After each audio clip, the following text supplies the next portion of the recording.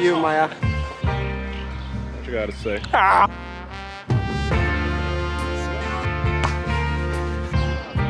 Jättebra. What?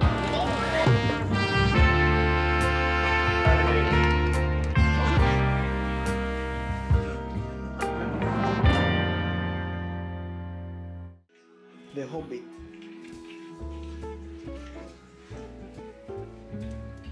Meal prep. Kanelbullar. Långbulle. Går du köpa? Sapwan. Hej, här filmar mig!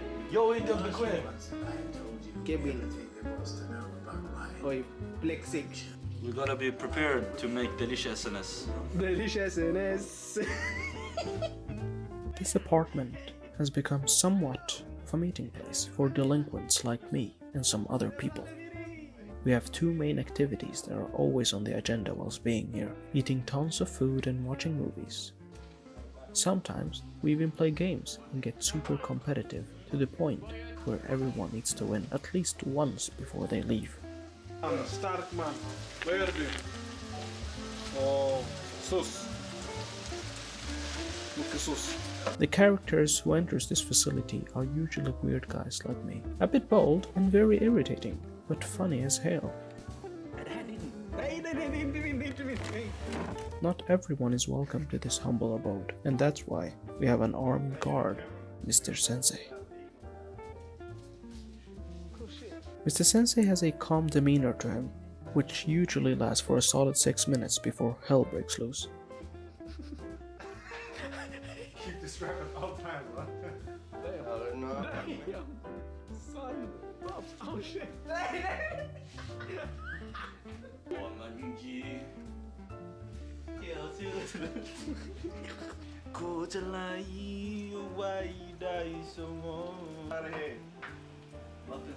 Jag kommer bajsa i din sko. It's only natural for people to argue, especially about pointless stuff, but sometimes it's really stupid stuff. As you all know, every house has Wi-Fi, but there's always this one guy who always has his phone data turned on. In this case, Semir tried to be a victim and blaming Mr. Sensei for having bad reception in his home, instead of actually just using his Wi-Fi. Brors, du vet hur det är, man måste gå ut på balkongen för att få nät här.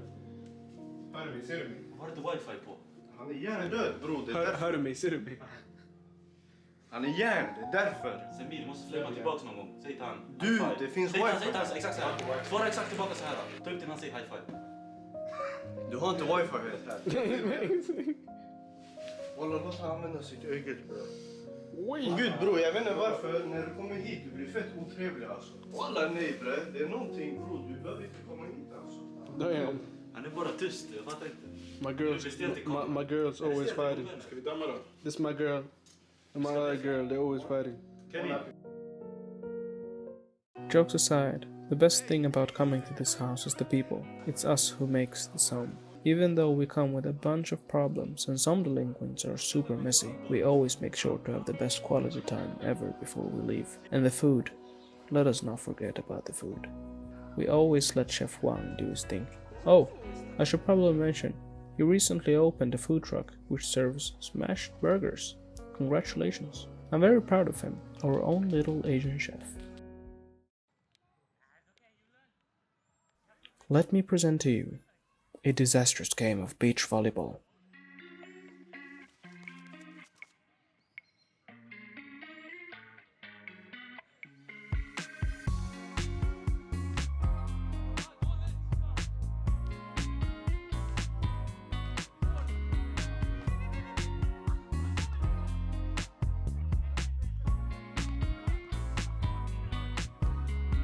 It was our first time playing with my classmates, let alone playing in general. Our team consisted of me, Tan, the Chinese boy, Simon from the south side, and Brandon, the 7-feet giant. We were a complete team, but our teamwork wasn't established yet, so we ate buttocks. They just knew how to serve better, how to hit the ball better, they looked better, they had more money than us, they cosplay better. Just everything about them was better, basically. So naturally, we lost. Later on, we played alone, and I guess I had like 1 or 2 moments, and thank you Brandon for recording. As you can tell, he is very tall, just by how small we look. literally peasants in the presence of this king. After just getting our ass kicked by Simon from the south and his sidekick, a random guy who joined, we kindly went on with our lives and headed home.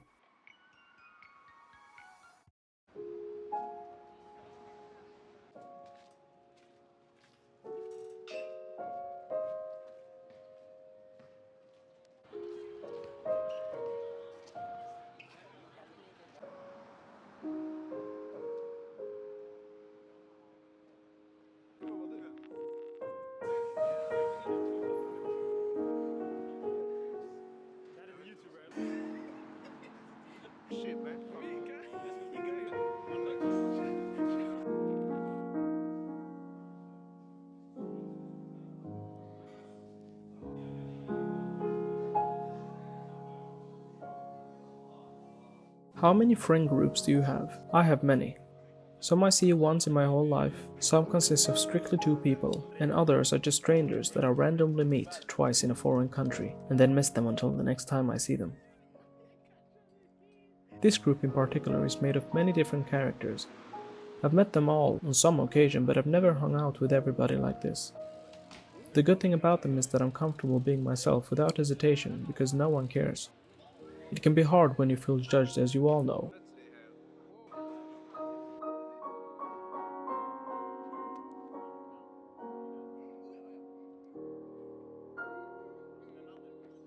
But recently, I've been myself more than ever due to being with people that I don't know properly. To not make this boring or too philosophical, I personally think it's easier to be myself with strangers than people I know. That's because I don't have one specific personality, and before you think, but everyone has many different personalities with their different friend groups. That is true, but for me, the key essence is establishing the main one on the first meeting, because I've realized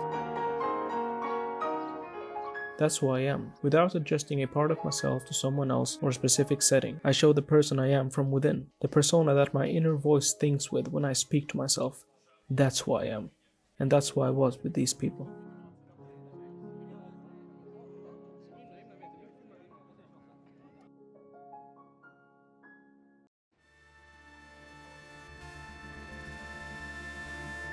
Vem är du?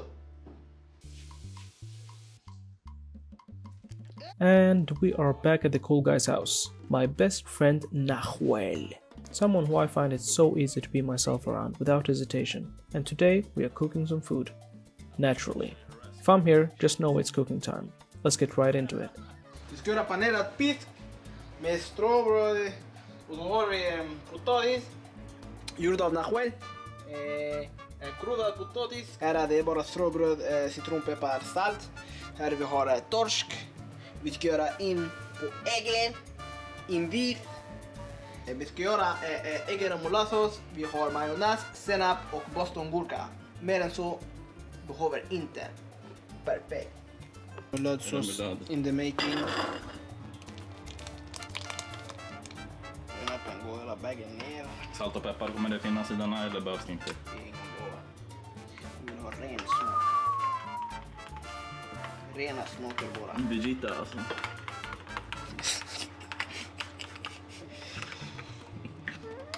Bara rena smaker över.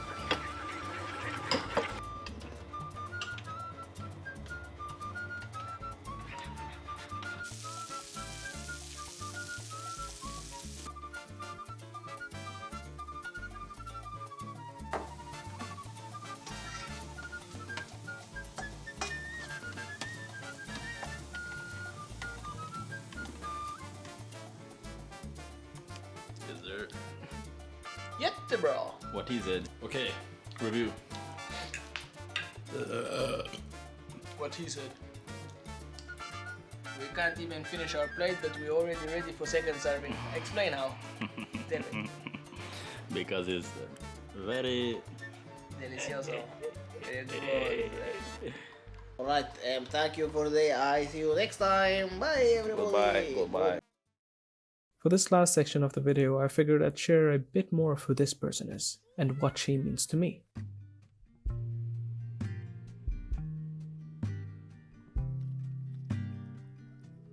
If you've been watching my previous videos, you'd know this is my little sister Manar. She recently turned 10, she has more life than ever in her little brain. My creativity is mostly taken from her ability to live her life. When I was her age, I was mostly watching TV or doing something I wasn't supposed to do. She, on the other hand, is one handcrafted human. She loves to make random objects using anything she can find. In other terms, wasting all the duct tape and making a mess everywhere. The things she makes are somehow always thrown away. Which brings me to the final statement. She doesn't really care about what it is she is making, as long as it's done. And she has so much fun doing it. She keeps practicing on these cardboards and random boxes, and it low-key looks fun. I admire her ability to have fun. She's never bored. Even when she isn't allowed to have the phone, she's always outside biking, even on rainy days. I freaking love that kid. I hope I somehow turn out like her and just stop caring, whilst having fun on this tiny short journey.